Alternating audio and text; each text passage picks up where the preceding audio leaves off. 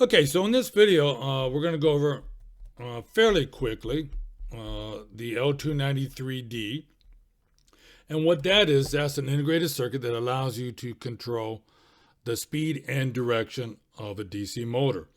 In this example you're seeing up on the screen here, we've got the pin layout. Now, a thing to remember too, you might be wondering what this zero is, the little hole up here. It's just a notch. When you're looking at your l293d, you got to have some sense of orientation for it.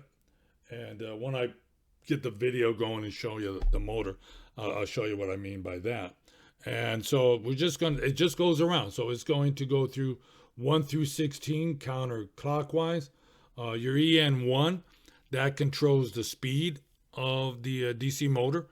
The IN1, IN2, those are the pins that control the direction of your DC motor by either setting IN1 high and IN2 low, or vice versa. We'll get the different direction for you. You just have to play around with that.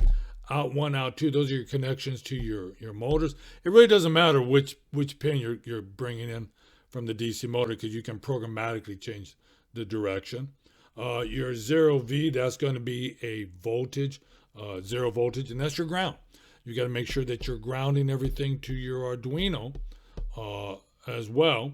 And then down below, number 8, that's your actual motor. We're using a 9-volt motor right now just for the demo.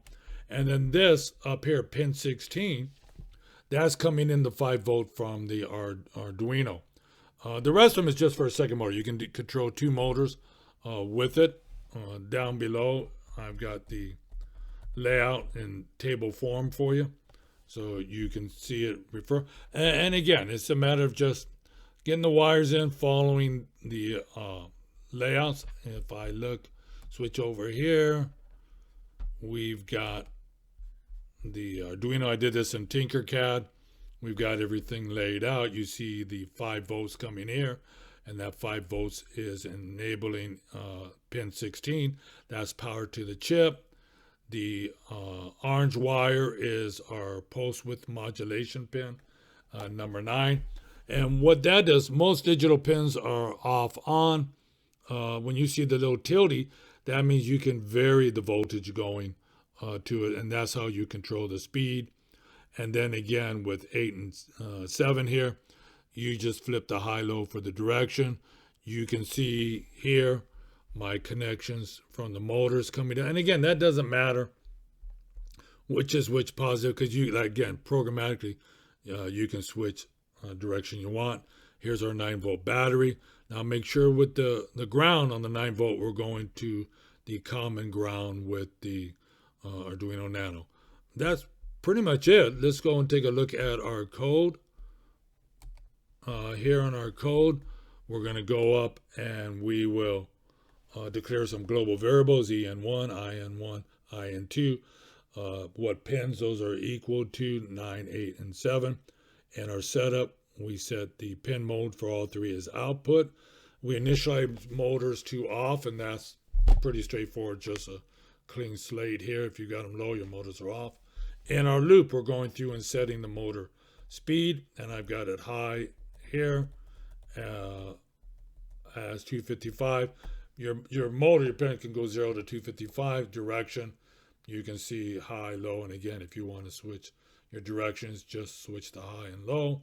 And then in the set motor speed, we're doing analog right. So it's actually all pretty straightforward. Let me go ahead here and let me get the video going for, you can see the motor on it.